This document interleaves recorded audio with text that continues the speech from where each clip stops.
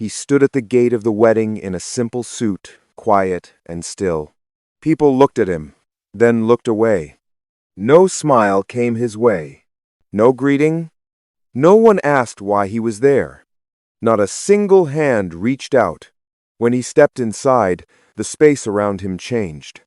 People moved back, slowly, carefully, like his presence made them uneasy. Whispers followed him. Eyes watched him from far away. Some pretended he was not there at all. Yet he had an invitation. His name was written clearly on it. Still, they treated him like he did not belong. Then it happened. The bride looked up and saw him. Her body went stiff. The smile on her face faded. The joy she had been showing slipped away. In that moment, the room felt wrong. The music felt quieter. Laughter stopped. Even the air felt heavy. People thought he was just another stranger who walked into the wrong place. They did not know his name. They did not know why he had come. They did not know the pain he carried inside. At first, no one noticed. No one wanted to ask questions. But everything changed the moment she spoke his name, because that name carried a truth no one in that room was ready to hear. Ethan Carter arrived at the wedding later than most guests. Not because he was careless, but because he needed time. Time to sit in his car. Time to breathe. Time to prepare his mind for what he knew might happen. The wedding was being held at Lakeside Pavilion in Austin, Texas. It was a place people talked about with pride. Big gates, tall trees, white flowers lined along the path. Soft music floated in the air, mixed with laughter and voices full of excitement. Ethan sat in his car for a long moment, holding the steering wheel with both hands. He looked at the building ahead of him. Beautiful on the outside, perfect to anyone passing by. But he had learned something in life. Nice places often hide ugly truths. He looked down at the invitation resting on his lap. White paper, gold edges, clean writing. His name was there, clearly written. No mistake. Still, his chest felt tight. Ethan stepped out of the car and closed the door slowly.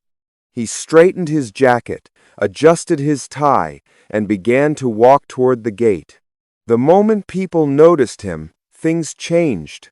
A group of guests standing near the entrance stopped laughing. A woman paused in the middle of her sentence. Two men looked at each other, then looked away. Ethan felt it. That quiet shift. That cold distance. A security guard stood by the gate. Tall, strong, watching carefully. As Ethan got closer, the guard stepped forward. "Invitation?" the guard asked. His voice was not friendly. It was not rude either. It was guarded. Ethan calmly handed him the card. The guard looked at it longer than necessary. He turned it over, then turned it back again. Other guests walked in freely behind Ethan. No one stopped them. No one questioned them. The guard finally handed the invitation back. "You can go in," he said. Ethan nodded and walked past him. The moment he entered the main hall, the noise dropped. Not fully, but enough for him to notice. People looked at him, then quickly looked away.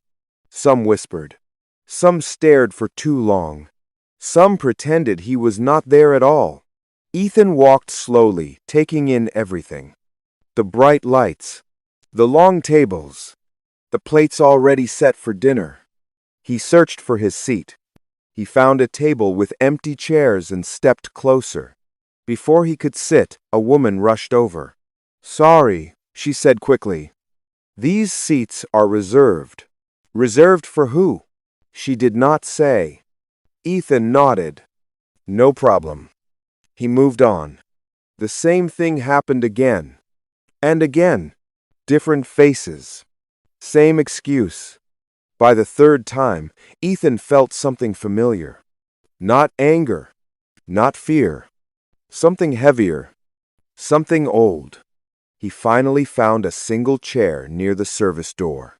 No name card, no decoration. He sat there. Waiters passed him again and again. They carried drinks. They poured wine. They smiled at other guests. No one stopped for Ethan. He raised his hand once. A waiter looked at him, hesitated, then said, "I'll check if we still have some available." The waiter never came back. Ethan watched everything quietly. The ceremony began. Music played. Guests stood. The bride entered. Savannah Lewis. She looked beautiful. Everyone smiled. Phones came out. People whispered compliments. Savannah moved through the hall, greeting people she knew. Then her eyes met Ethan's. She stopped. Just for a moment. But Ethan saw it clearly. Her face lost color. Her smile dropped. Her body went stiff. She turned away fast, pretending she had not seen him. Ethan did not react. He stayed seated. Still, but inside him, something settled. Not surprise. Confirmation. He had expected this. As the celebration continued, Ethan noticed how carefully he was being avoided. Group photos were taken without him. People shifted away when he walked past. At the bar, 3 men stood close together, blocking his path. They talked loudly, laughing, not once looking at him. Ethan stepped back. Later, he tried to use the restroom. Each time he moved forward, someone stepped ahead of him. After waiting too long, he walked outside. The garden was quieter. Ethan pulled out his phone and typed slowly, "I'm here." A message came back quickly. "Good. Observe everything." Ethan typed again. "They are doing exactly what we expected." He put the phone away. From inside the building, someone was watching him. Claire Lewis, the bride's mother. Her eyes were sharp, cold. She turned and walked straight toward the garden door. Ethan saw her coming. He stayed where he was. When she reached him, she did not greet him. "This is a private event," she said. "You should not be here." "I'm just getting some air," Ethan replied calmly. She laughed softly. "I don't know how you got an invitation," she said, "but you don't belong here." Ethan did not move. "I understand," he said. Her face tightened. "My daughter's wedding will not be ruined," she said. "Especially not by people like you." Other guests began to gather. They stood nearby, listening, watching, judging. Ethan looked at them. Calm, quiet. Inside him was a steady feeling. He had felt this before, many times. People revealing who they really are when they think they have power. As Claire Lewis spoke, Ethan listened carefully. Not just to her words, but to her tone, her confidence, her lack of fear. Because people who believe they are untouchable always speak too freely. Ethan reached into his pocket. His fingers brushed against something small and solid. He did not pull it out yet. Inside the hall, the music continued. The wedding went on. But something had already shifted. This was no longer just a celebration. It was the beginning of something much bigger. And Ethan Carter was right where he needed to be. Ethan remained in the garden after Mrs. Claire Lewis walked away. The air outside felt lighter than the hall, but his mind was heavy. He could still hear the music through the glass doors. Laughter, clinking glasses, voices pretending nothing was wrong. But something was wrong, and everyone felt it, even if they refused to say it out loud. Ethan stood near the railing, looking at the small lake behind the building. The water was calm. No waves. No movement. It reminded him of himself. Still on the outside. Full underneath. He took out his phone again and typed a short message. She confronted me. Others are watching. The reply came quickly. Good. Let them talk. Ethan put the phone away. When he walked back inside, the room felt different. Not louder. Not quieter. Tenser. People were looking at him more openly now. Not just quick glances. Long looks. Some faces showed anger. Some fear. Some curiosity. Savannah was standing near the cake table, surrounded by bridesmaids. Her smile was tight. Her hands kept touching her dress, fixing things that were already fine. She looked in Ethan's direction. Then away. Then back again. She was trying to stay in control. But control was slipping. A man stepped in front of Ethan as he walked. Well, well, the man said, forcing a laugh. Enjoying yourself? The man smelled of alcohol and confidence. Two others stood behind him. Yes, Ethan replied calmly. I am. The man's smile faded. Good, he said. Just make sure you don't cause any trouble. Ethan nodded. I'm not here for trouble. The man laughed, but it sounded fake. That's good to hear. They stepped aside, letting Ethan pass. Ethan continued walking. Every step felt watched. A few minutes later, someone brushed past him on purpose. No apology. Another time, a woman dropped her purse near his feet and stared at him like it was his fault. Ethan took note of everything. Not in anger. In silence. The groom, Brandon Lewis, appeared near the bar. He looked tired. His smile did not reach his eyes. He saw Ethan. Brandon frowned, as if trying to remember something. He walked closer. Do I know you? Brandon asked. Ethan met his eyes. I don't think so. Brandon studied his face. You look familiar, he said slowly. Before Ethan could answer, Savannah appeared. Brandon, she said quickly. There you are. They're looking for you. Her hand grabbed his arm. Brandon looked between the two of them. Confused. We'll talk later, Savannah said softly, pulling him away. Ethan watched her go. Her hands were shaking. The photographer approached Ethan next. Excuse me, the man said. Could you step out of the frame? Why? Ethan asked. Well, the photographer hesitated. You don't really match the group. Ethan nodded. I understand. He stepped aside. That was when he reached into his pocket and pressed a small button. The device began recording. Not loudly. Not clearly. Quietly. The way truth is often captured. Later, Claire Lewis returned. This time, she was not alone. She walked with an older man, Robert Lewis Sr., Savannah's father. He stood straight, broad shoulders, a voice trained to command. Son, Robert said, stopping in front of Ethan. My wife tells me you are causing discomfort. I don't intend to, Ethan replied. Robert looked him up and down. Then you should leave. I was invited, Ethan said. Robert's jaw tightened. We don't know you, he said. That should tell you enough. I know your daughter, Ethan replied. The words landed heavy. Savannah froze across the room. Robert noticed. What do you mean by that? He asked. Our history is complicated, Ethan said. Robert did not like that answer. This is not the time for games, he said. If you don't leave, I'll call the sheriff. Ethan nodded slowly. That's your choice. Robert stepped away, clearly annoyed. Savannah rushed over. Her voice was low. What are you doing here? She asked. You know why? Ethan replied. This is not the place, she whispered.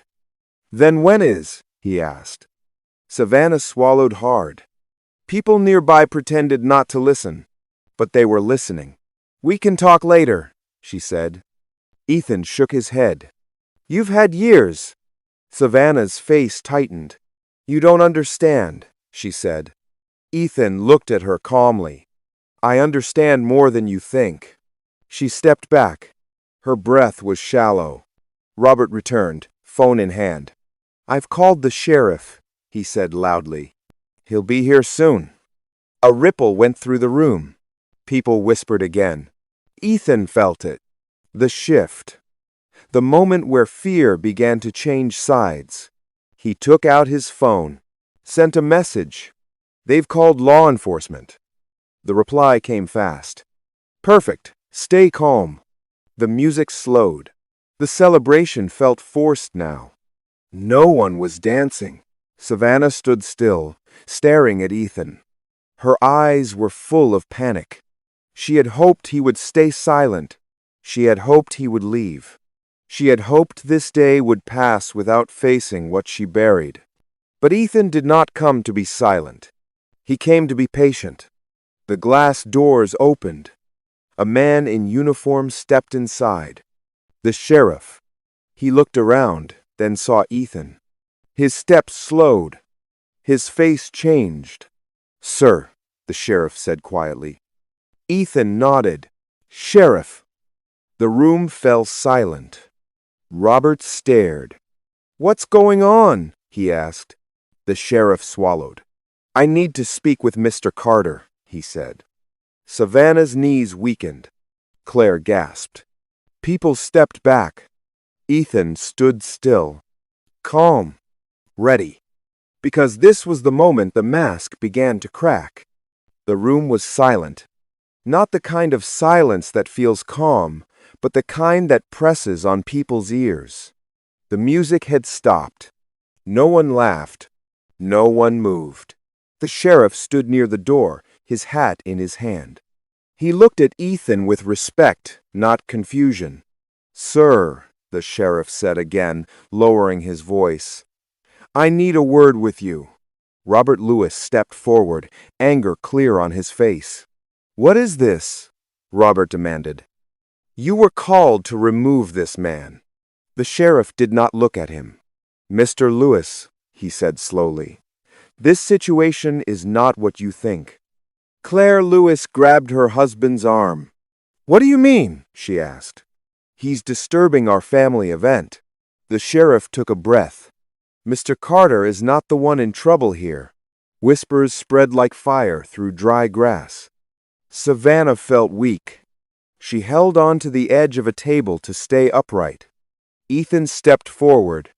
Calm. Steady. He reached into his jacket and pulled out a small leather wallet. He opened it slowly and held it up. My name is Ethan Carter, he said clearly.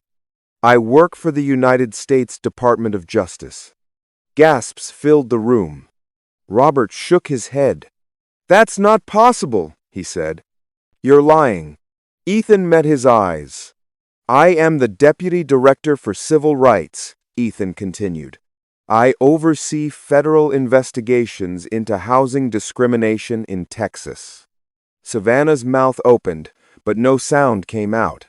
Claire's face drained of color. The sheriff straightened his back. Yes, sir, he said. We've been working with Mr. Carter for months. Robert stepped back. No, he whispered. No, no, no. Ethan looked around the room. I did not come here by accident, he said. I came because this family and their companies have been under investigation for years. People backed away from the Lewis family. Ethan turned toward Savannah. You knew, he said. You helped write the contracts. Savannah dropped into a chair. I had no choice, she cried. They told me it was legal. Ethan shook his head. You blocked families from housing, he said. Families with children. Families who followed every rule. Robert raised his voice. This is a lie, he shouted. You have no proof. Ethan nodded. I do, he said. He lifted the small device from his pocket. Everything that happened tonight, he said. Every insult, every threat, every act of exclusion was recorded. The room felt smaller. The doors opened again. Men and women in dark jackets walked in. Federal agents. They moved quietly but with purpose. One stood beside Robert. "Mr. Robert Lewis," the agent said, "you are under investigation for violating federal housing laws." Another agent stood near Savannah. "Savannah Lewis," the agent said, "you are being detained for questioning related to conspiracy and discrimination." Savannah screamed. Brandon Lewis, the groom, stepped away from her. "What did you do?" he asked her. "What did you hide from me?" Savannah cried harder. Robert tried to speak again, but no words came. Guests stood frozen. This wedding had turned into something no one expected. Claire collapsed into a chair. "This will ruin us," she whispered. Ethan looked at her. "You ruined yourselves," he said calmly. The agents guided Savannah away. She passed the same people who had ignored Ethan earlier. No one looked at her now. Robert was escorted out next. Brandon removed his wedding ring and placed it on the table. "I can't be part of this," he said quietly. The guests were asked to stay and give statements. The lights felt brighter now. Sharper. Outside, black vehicles waited. Ethan stood near the door, watching as years of lies finally faced the truth. 6 months later, the news played quietly in Ethan's office in Washington. "Lewis Properties has filed for bankruptcy," the reporter said. "Multiple convictions have been handed down." Savannah received a prison sentence. Robert lost everything. The sheriff who once feared speaking out was removed. Ethan turned off the television. He opened a letter. "Thank you," it read. "My family finally has a home." There were many letters like that. Homes were built with recovered funds. Children played in yards once denied to them. Ethan stood by his window. Justice did not shout. It waited. And when it spoke, it changed everything. Dear viewers, if this story touched your heart, then it means you felt the pain of being judged without a voice. The pain of being ignored while standing in plain sight, and the strength it takes to stay calm when the world pushes you aside. Stories like this remind us that silence can hide the truth, but patience can expose it. If you believe that dignity has no color, if you believe that justice still matters, please subscribe to this channel for more powerful stories like this. Comment below and tell us where you are watching from. Your voice matters here. And before you go, think about these questions. If you were treated the way Ethan was treated, would you have stayed silent or walked away? How many times do people judge others without knowing their story? Do you believe real justice comes quietly, or only when the truth is finally spoken out loud? Share your thoughts in the comments. Your words may help someone who is silently hurting. Thank you for watching, and see you in the next story.